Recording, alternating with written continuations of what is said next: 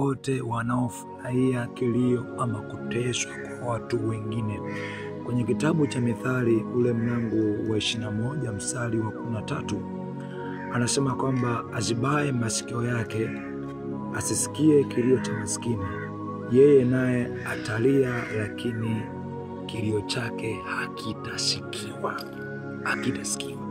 Manake yote ambaye unafurahia, yani unafanya kama vilio vya watu, kilio cha mtu, kuteswa kwa watu, kuumizwa, kutekwa, kupotezwa, unafanya kana kwamba uoni, unasema kwamba hapana, Tanzania tuna amani. Kumbe kuna huku kukiwa kuna watu ambao wanalia, wameumizwa kwa namna moja ama nyingine. Mithali hapa ama Sulemani anasema kwamba azibaye masikio asisikie kilio cha maskini ama cha watu ambao wanaumizwa, wanateswa. Anasema kwamba naye mwenyewe atalia lakini kilio chake hakitasikiwa. Ni vema nikwambia mtu wa Mungu kwamba upandacho ndicho ambacho utakachokivuna. Kama hautakuwa na huruma juu ya watu ambao wanaumia, wanateswa, na wewe mwenyewe hautaonewa huruma kipindi cha shida yako, kipindi cha mateso yako.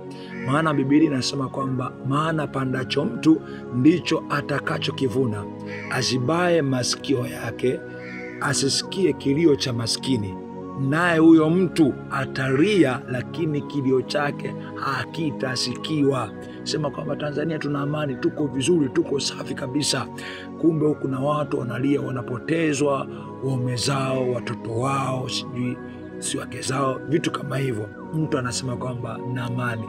Ni umeziba masikio, na mwenyewe atakukuta ndio utajua kwamba kuna haja, kuna sababu ya wewe mwenyewe, kulikuwa na sababu ya wewe mwenyewe kupaza sauti kwa ajili ya watu wanaumia, wanaoteswa, wanaumizwa, wanapotezwa, wanapelekwa kule ambako hakujulikani.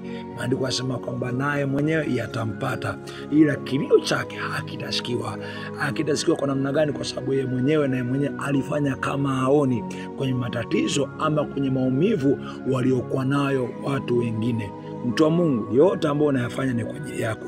Ukipuuza maumivu ya wengine, na mwenyewe utaumia, na mwenyewe watu watapuuza maumivu yako. Ni vyema ujue kama kuwa na huruma juu ya watu wengine wanaumizwa, wanaoteswa ni jambo zuri sana, ni jambo jema sana. Hata kama utakuwa na uwezo wa kuongea, lakini angalau onyesha kwamba kinachoendelea ukubaliani nacho. Kuna watu akina Yusufu wa Arimataya, kama ni watu ambao walikuwa ni wanafunzi kwa asili, lakini watu ambao ukisoma habari zao kwamba ni watu ambao wakupendezwa na shauri ile ambalo la kumuua Yesu ama la Yesu kuuawa, ndio akachukua mwili wa Yesu akaupeleka kaburini. Nikwambie mtu wa Mungu, ombea taifa lako Tanzania. Kwa hapa tulipo, hii hali sio kabisa, watu kuumizwa, watu wanaotetea binadamu, kupotezwa, kupelekwa ambako hakujulikani. Mtu wa Mungu, ombea taifa lako, hali hii isiendelee. Tunaomba kwa Mungu, kwa Mungu ndiye mwamuzi wa mwisho wa maisha ya mwanadamu. Ni mwamuzi wa mwisho wa maisha ya mwanadamu. Alifanya jambo mahali pale ambapo akili za watu za wanadamu zilikuwa zimefika mwisho. Anaweza akadusikia hata Tanzania kwa kipindi kama hiki. Tukisema tujaribu kuongea, kwa sababu muda mwingi kuna mambo ukiongea napo na kwa hatarini kupotezwa.